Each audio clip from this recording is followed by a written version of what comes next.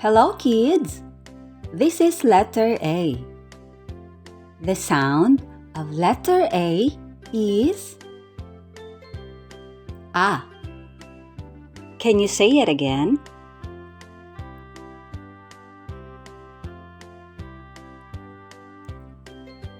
Here are some examples that start with the letter A.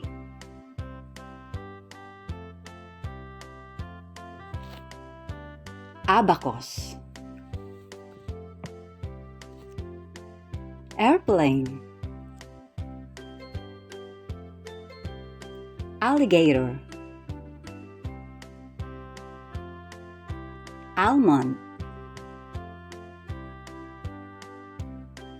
ambulance, anchor, ant, apple, apron,